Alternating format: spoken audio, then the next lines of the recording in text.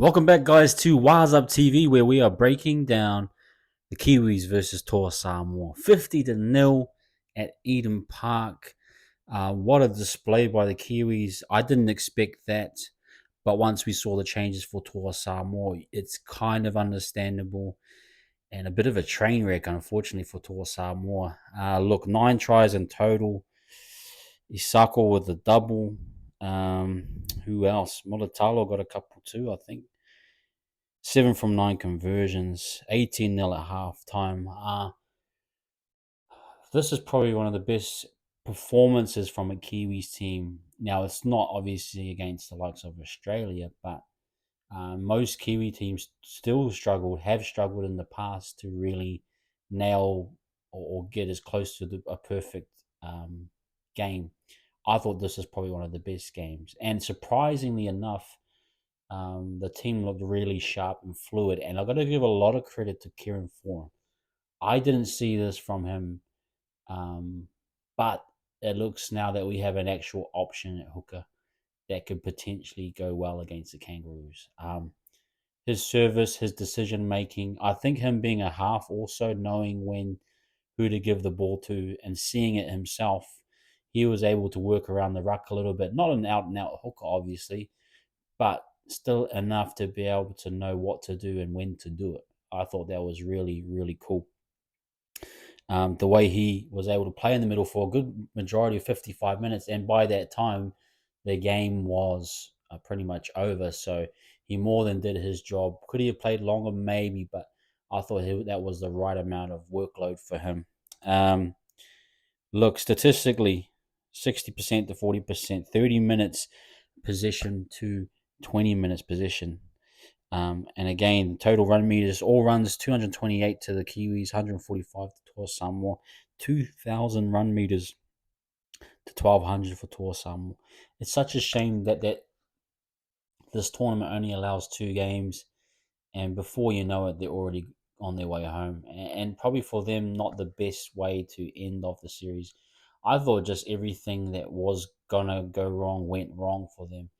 I think RC and Crichton in the halves was a shambles. Personally, I felt for the likes of Fa'alongo. I felt for a lot of their players. Gordon just not up to be able to cope with that level of stress from the Kiwi forward pack.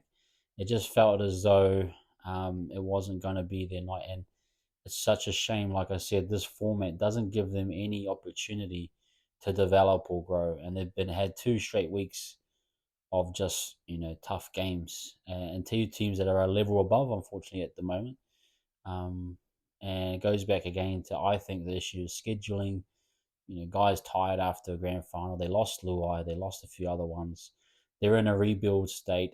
Gardner probably hasn't had much experience coaching this level. Not to say he can't coach, but the thing that Volkman didn't play was quite, I thought, sad not to be able to see Volkman, who we know at the Warriors can do a good job at half, and then pushing Crichton out onto like a Joey Manu more regularly. I thought that was just poor, but it is what it is. But yeah, those stats are just deadly from the Kiwis. Um, I thought defensively, to shut them out to nil, that's a bit of a statement. That's putting Australia on notice, and for themselves personally, wanting to make a statement to say that, you know, they want to win. They want to win this competition. They're dead set serious about winning it all. And you can see the intensity. I start off with Leota and Fisher Harris. That platform that they set. And I especially think that they've brought that mentality from Penrith, and you could see it. I just noticed something in the players' eyes that, there's been all this build up. Fa'amanu Brown's been getting mocked by the Samoans. Every Samoan under the sun has been asking for Papali'i and Mulatalo and Asofa Solomona, treating them like traitors. The haka, they'll laugh. The crowd was booing during the haka, all those types of things. It all built up to the point where the team put on that performance to shut everyone up, to tell them we are back on the rugby league scene and we're here to prove a point. And I think our captain led the way, and it was great for him to see him score that try at the end of the game.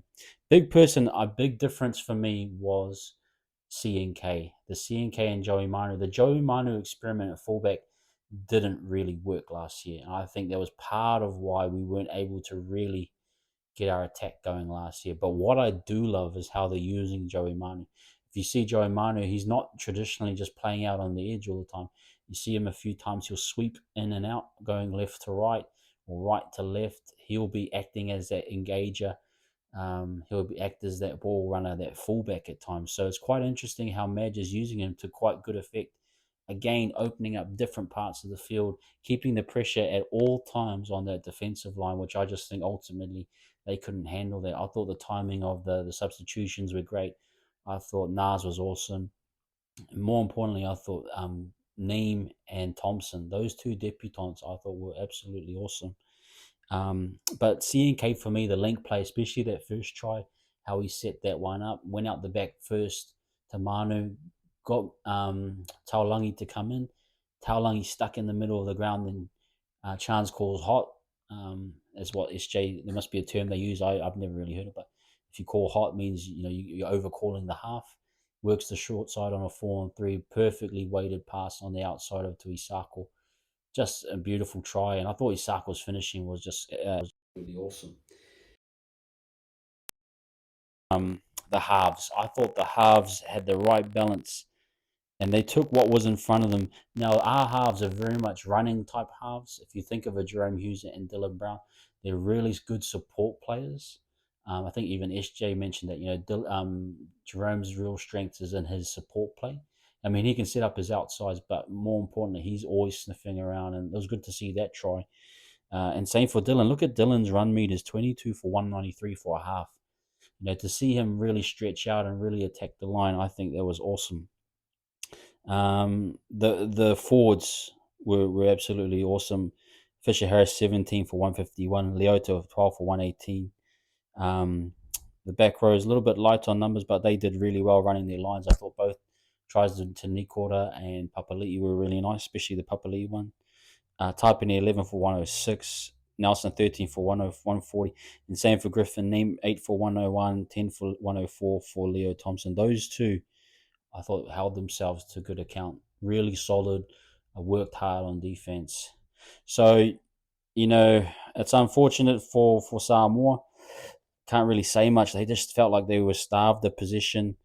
Um, Not the best, outcome for them. And again, just felt frustrated they couldn't really get their tournament.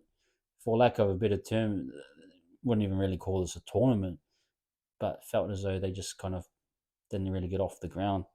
But that comes back to some selection issues. I thought they didn't really that Crichton and RC combination for me was just not the right go. Volkman, I think, should have gotten a fair shot, but it leads back to a lot of issues. Like it tells you how much importance there is on halves, spine players, organizers. This has been a thing that's plagued the Kiwis and now Samoa and Tonga for years. That separates the Aussies as organizers. Organizers. The Kiwis has taken them years to finally get consistent organizers, halves pairings, hookers, spine players to help organize what always had dominant forwards similar to Samoa and Tonga. Always had good back rowers, always had good locks, good impact off the bench, but we've always lacked that organization. So I think until that get a bit of parity in those departments of the game, this will always be the outcome, unfortunately, of international rugby league. I think Tonga are doing a good job. I mean, they had a good game against Thing, and a bit more stability with Isaiah Katoa, that type of thing.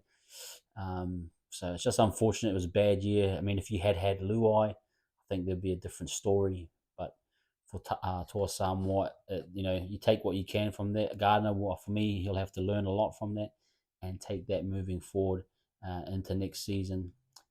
He's right though. They need mid-season tests. They need more time. For us, fortunately, that majority of that squad played in the World Cup.